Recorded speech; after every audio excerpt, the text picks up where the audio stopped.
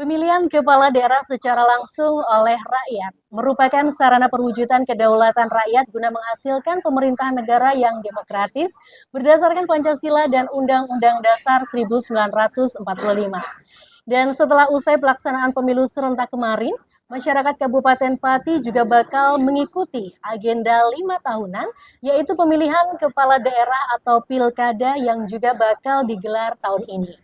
Desas-desus sejumlah nama pun mulai bermunculan dan menjadi bahan perbincangan hangat di tengah masyarakat. Dan salah satu bakal calon Bupati Pati 2024 hingga 2029 akan kita coba ajak berbincang untuk menjawab pertanyaan dari sejumlah netizen di media sosial. Dan saya, Sari Puspita, kita bertemu di Q&A Podcast. Karena dalam setiap pertanyaan ada jawaban.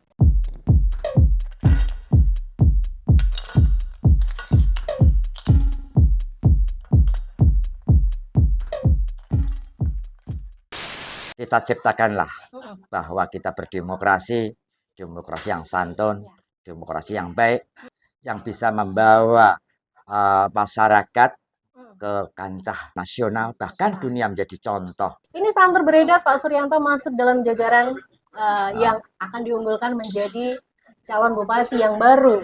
Benar ya Pak ya? Betul. Siap ya Pak? Siap. Siap. Siap tidak siap, harus siap. Nah, itu dia. Nah, Pak Sur, diusung dari partai apa Pak Sur? Tunggulah saatnya nanti. Tapi siapa pengusung saya, lihat aja lah nanti. Pasti akan tahu. Kalau kita jelaskan sekarang, nanti kan nggak ada kejutan gitu lah. Seperti itu.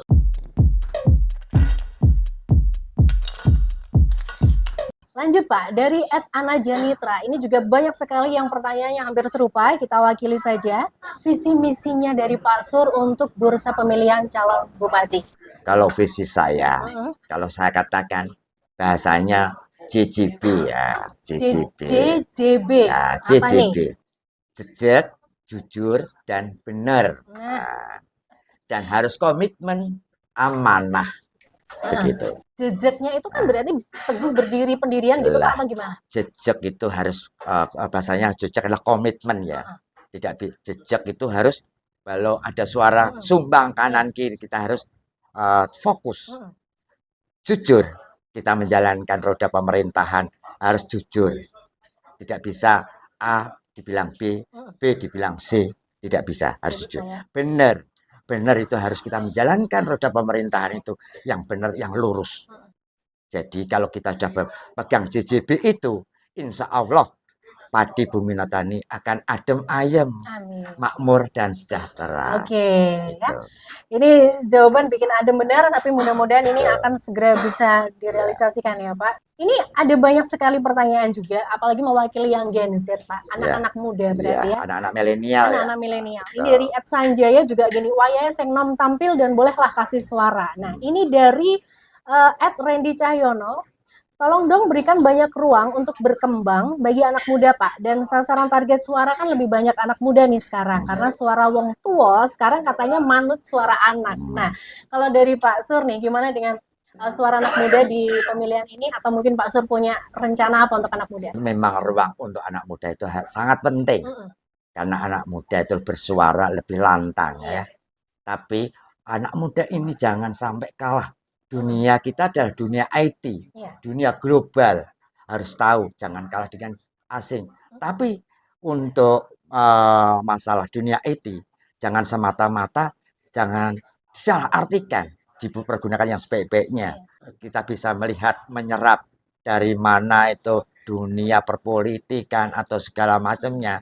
Anak muda adalah mempunyai tujuan dan tonggak. Tapi tidak luput dari orang tua juga. Orang tua adalah bisa memberikan nasihat atau dorongan.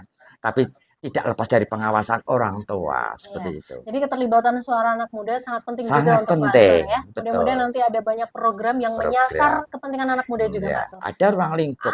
Mungkin ada forum. Forum anak muda, bagaimana cara anak muda mengapresiasikan. Ini loh, saya tahu, ini loh saya bisa. Bahwa pemuda milenial ini mempunyai kekuatan gitu sendiri. ya. Benar. Nah, ini juga sepertinya suara anak muda juga, Pak, tapi di daerah Pati bagian lor, bagian utara ya, Pak Iya. ya. Ini @maseko01. Nah, wilayah lor dong, Pak. Untuk jalannya diperhatikan. Kalau menurut saya, memang dalam jalan. Kadang-kadang orang awam tidak tahu ya jalan yang mana. Nah, itu perlu diingat. Jalan ada jalan kabupaten, Iya, jalan provinsi, jalan desa. jalan pusat ya. ya. Itu memang pembangunan berbeda-beda. Jangan salah diartikan.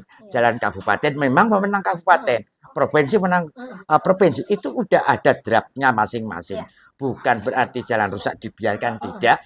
Memang ada schedule, sudah ada draftnya. Tinggal tunggulah.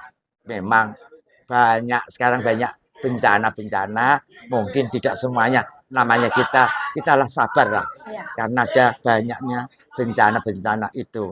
Kita tetap direalisasi, tidak bakal. Karena jalan tersebut ada modal dasar kita untuk bekerja, ya sebagai aset itu. Iya. Jalan itu yang utama adalah jalan.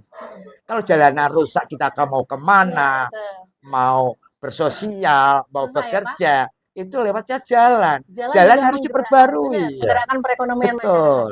Kalau dari daerah utara sudah, ini dari yang selatan juga ada suara nih, Pak. Dari Edkel McKenna. Kira-kira kalau Pak Sur jadi Bupati Pati, bisa menutup penambangan tanah atau padas di Kendeng apa enggak, Pak?